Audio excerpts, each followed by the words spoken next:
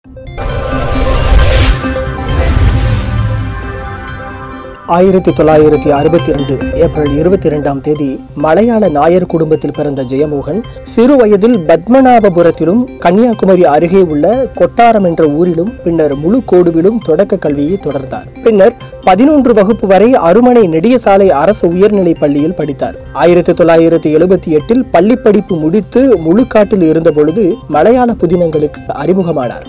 தன்னை எழுத்தாளன் ஆக்கி பார்க்க வேண்டும் என்ற ஆசை அம்மா விசாலாட்சிக்கு இருந்ததாக கூறும் ஜெயமோகன், இலக்கிய வாசகியான அவர் மூலமே வாசிப்பு ஆர்வம் வந்ததாகவும் 12 வயது முதலே ரத்தனபாலா போன்ற பத்திரிகைகளில் எழுத துவங்கியதாகவும் குறிப்பிடுகிறார். தன் பெற்றோரின் தற்கொலைக்கு பின்னர் தான் ஒரு மனநோயாளி கூறிய தீவிரத்துடன் எழுதினேன் என்கிறார். கைதி என்ற கவிதை 1987 கட்டைக்காடு ராஜகோபாலன் நடத்தி வந்த கொல்லிப்பாவை இதழில் வெளியாயிற்று.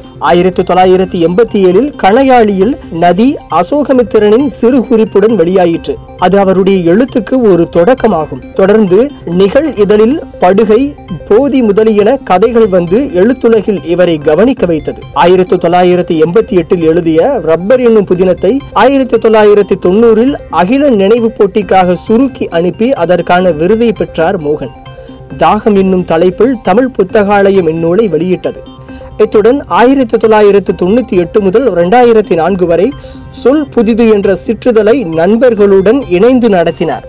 அடுத்ததாக மலையாளத்தில் மாத்ருபூமி, பாஷா போஷினி இதழ்களில் இவர் எழுதிய கட்டுரைகள் நெடும்பாதையோரம் என்ற பெயரில் வெளியாகின. தமிழில் 100 நாற்காலிகள் என்ற பெயரில் எழுதிய கதையின் மொழிபெயர்ப்பு 100 சிம்ஹாசனங்கள் என்ற பெயரில் மலையாளத்தில் வெளிவந்தது. மேலும் தமிழ் மற்றும் மலையாள திரைப்படங்களுக்கு திரைக்கதை எழுதியிருக்கிறார். கடந்த 2006 வெளிவந்த கஸ்தூரிமான் இவர் திரைக்கதை எழுதிய முதல் படமாகும். பின்னர் நான் கடவுள், அங்காடி தெரு, நீர்ப்பறவை, ஒளிமுறி, கடல், 6 மெழுகுவர்த்திகள், காஞ்சி, காவிய தலைவன், நாக்கு பெண்டா நாக்கு டாக்கு, 1/2, பாபநாசம், எந்திரன் 2.0 என இவரின் திரைக்கதை பணிகளும் தொடர்கிறது. இனிய பிறந்தநாள் வாழ்த்துக்கள் ஜெயமோகன்.